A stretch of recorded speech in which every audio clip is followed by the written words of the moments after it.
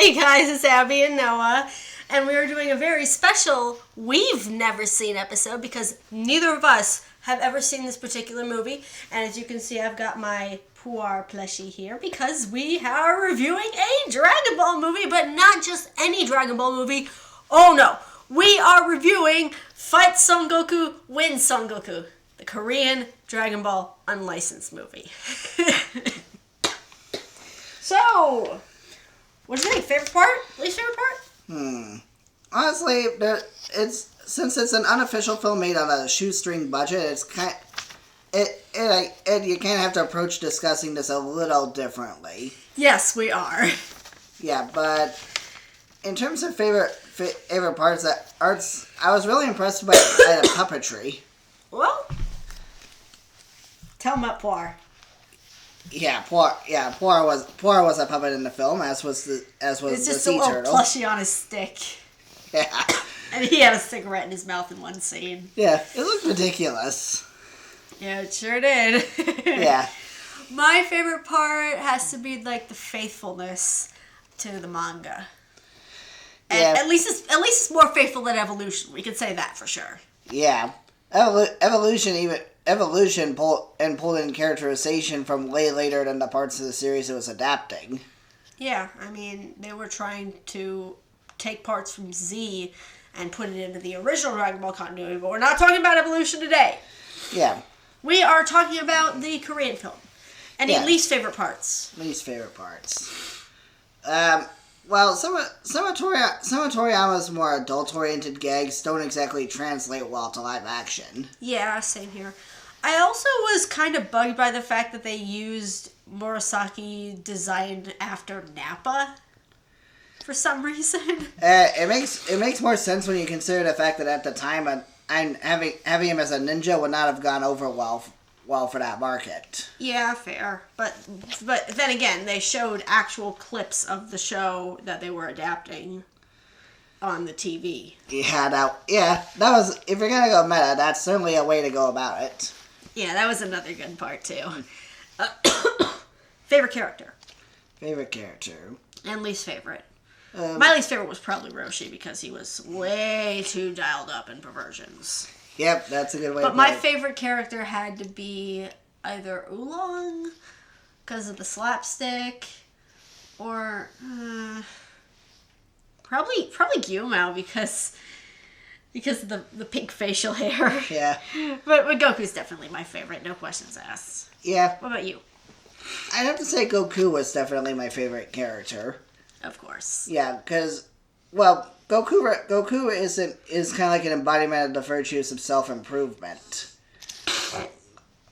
Like, it's not really something that applies to the movie specifically, but... I swear we are not talking about just Dragon Ball, the movie, Korean movie. I think we're just talking about the whole series. Yeah, but Goku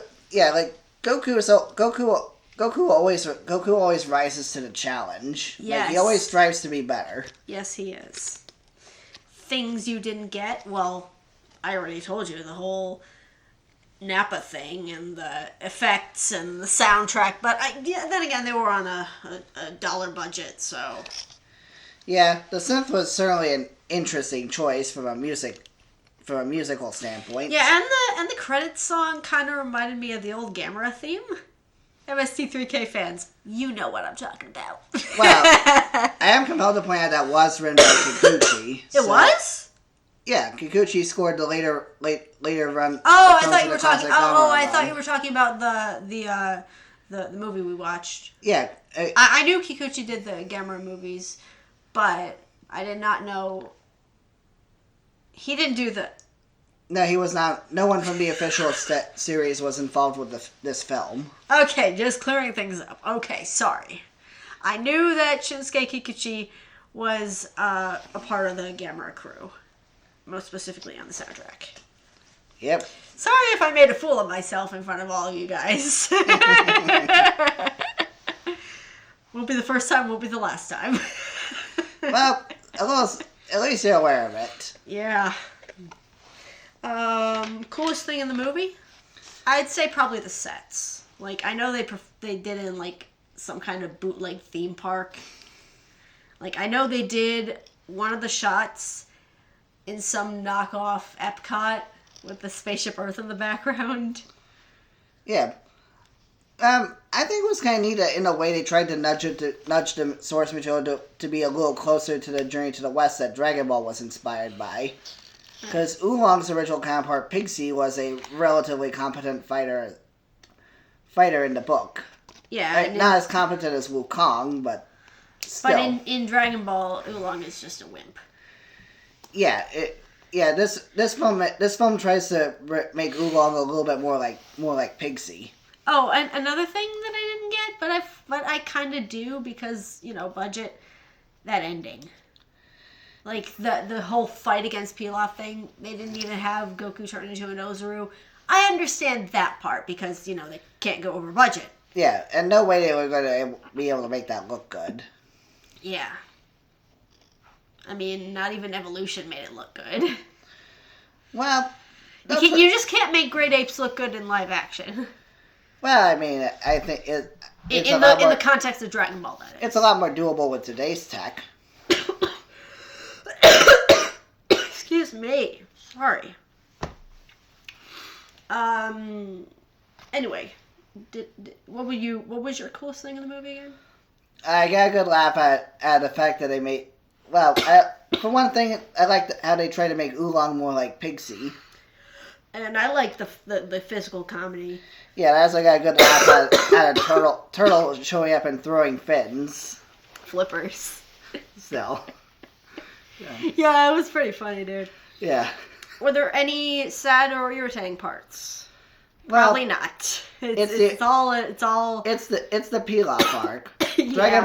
Dragon Ball doesn't really start Dragon Ball doesn't start having serious moments till the Red Ribbon Army arc, and it doesn't. Yeah. And it doesn't really get serious until Piccolo. But what I'm kind of curious how they would have adapted that. Yeah, probably. and I understand why Krillin wasn't in this movie because Krillin didn't get introduced until after the Pilaf arc. Yeah. Evolution, you have no excuse. Well, there was a draft of the script where Krillin appeared for a single scene. I know. But still.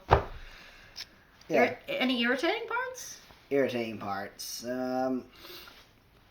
Besides the Roshi stuff, I mean. Well, not really. It's more so a film that you kind of have to approach with a different mindset. Yeah, you gotta not attach it to Dragon Ball to begin with. Well, you could. Well, it's a lot more doable than with the official films. Sort of. Yeah. Yeah. But I wouldn't really say I was irritated by the film. But were there any, parts that kind of didn't scratch an itch in your brain? Well, like I said, a lot of the scenes, particularly involving Master... there are some things about Toriyama's sense of humor back then, particularly involving Master Roshi, that don't really work in live action. Yeah. I can't help but agree with you on that. Anyway, guys... comment below which movie you would like to see next. I think next time we have 4 or 3 movies on the roster. We have, of course, the upcoming Sonic movie 3. We have the 1998 production of Cats, not the 2019 version because we are not watching that ever, ever, ever. And 3, 2001: A Space Odyssey are on the list. Cats, 2001, and Sonic 3. Be on the lookout for those. See you next time.